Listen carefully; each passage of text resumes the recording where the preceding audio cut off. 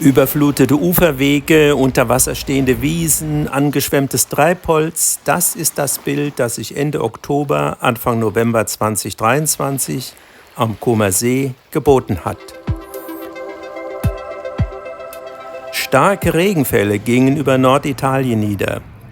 Die Lombardei und insbesondere die Region Toskana waren sehr stark davon betroffen. Am Vormittag wird das ganze Ausmaß der Katastrophe sichtbar. Das Gebiet nördlich von Florenz gleicht einer Seenlandschaft. 5 Menschen sterben, mehrere werden vermisst. Das ging natürlich auch nicht am Comer See spurlos vorbei. Dies wird deutlich, wenn man die Grafiken betrachtet, die auf einer besonderen Webseite zu finden sind.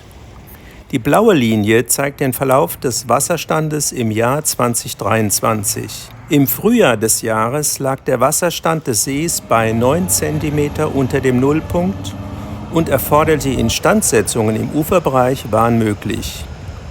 Anfang November lag er nach starken Regenfällen bei 167,8 cm über dem Nullpunkt. Innerhalb von wenigen Tagen ist das Wasser um mehr als 1,5 Meter gestiegen.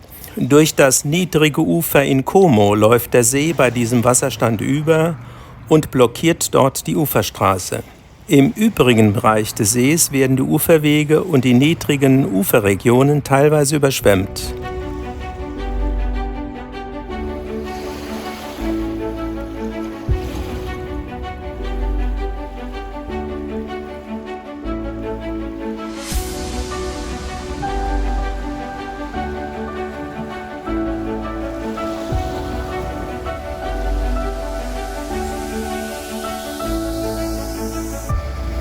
Als Camper muss man dann aufpassen, keine nassen Füße zu bekommen. Alle Bäche, Flüsschen und Flüsse, die sich in den Comer See ergießen, sind randvoll mit Wasser gefüllt und verwandeln sich teilweise in reißende Wasserläufe. All das, was sich an deren Rand befindet, wird mitgerissen und landet schließlich im See. Spezialboote kommen dann zum Einsatz, um das im Wasser schwimmende Treibholz wieder herauszufischen. Und wenn sich das Wasser wieder zurückgezogen hat, dann geht es ans große Aufräumen. Ein großer Teil des 170 Kilometer langen Ufers muss dann mühevoll gereinigt werden.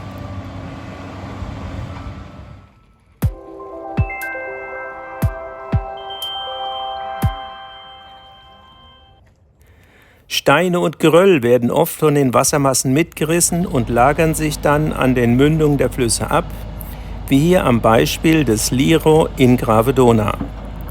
Mit großem Aufwand, wie hier im Frühjahr 2023, wird dann das Geröll wieder aus dem See gebaggert und der Mündungsbereich wieder instand gesetzt.